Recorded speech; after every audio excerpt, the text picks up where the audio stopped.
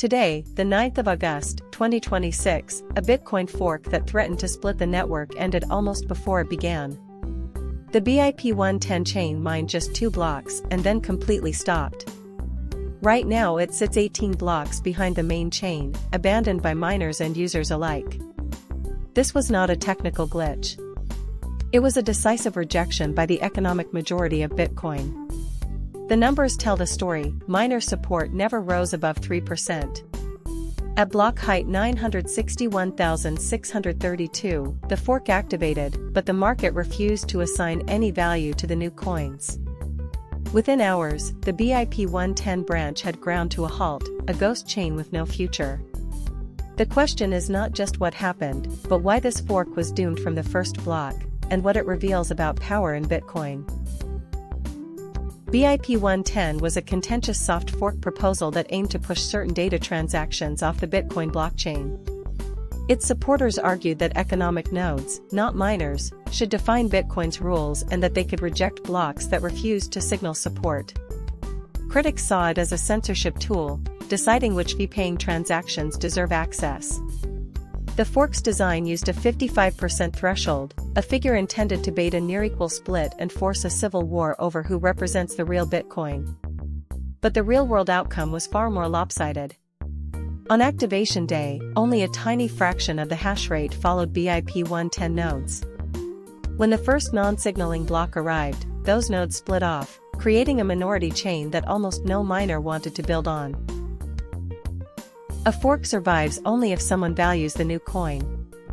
Here, the market assigned zero price to BIP-110 tokens because there was no demand, no exchange listing, and no credible security. Miners allocate hash power where they can earn revenue. With no block subsidy worth anything on the fork, even miners who signaled support quickly returned to the main chain where real Bitcoin fees and the actual block reward exist. After 2 blocks, the BIP-110 chain fell silent. This shows that protocol rules alone are insufficient. A fork needs economic consensus. The 55% activation threshold turned out to be a trap for its own backers. Instead of forcing a balanced debate, it highlighted how isolated the proposal truly was, with mainstream developers, exchanges, and wallets completely ignoring the fork. Here is where the story gets dangerous for anyone still holding BIP-110 coins. A leading Bitcoin developer warned that selling fork coins without proper replay protection could trigger a replay attack. Because the new chain copied Bitcoin's transaction history, a transaction on one chain could potentially be rebroadcast on the other. If you sent fork coins to an exchange, a malicious actor might replay that transaction on the main Bitcoin network, draining your real BTC. This is not a theoretical risk, it happened during previous forks. The BIP-110 chain launched without robust protection, meaning any user tempted to sell the apparently free coins could lose far more than they gained. The warning is stark: do not interact with the fork unless you understand the technical risks completely. The immediate outlook is clear: BIP-110 nodes will likely vanish from the network. The failed fork reinforces a crucial lesson. Bitcoin upgrades succeed only with overwhelming consensus, not political brinkmanship.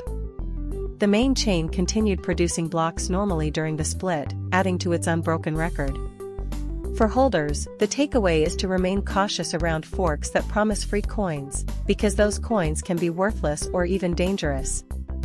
For the broader crypto space, this episode demonstrates that governance experiments with low minority thresholds are almost certain to collapse when they lack economic backing. In an ecosystem that constantly debates scaling and transaction filtering, the BIP-110 death spiral serves as a real-time case study in the limits of node-determined rules without market adoption. Bitcoin once again proved that its security model is not just code, but the collective choice of millions of users.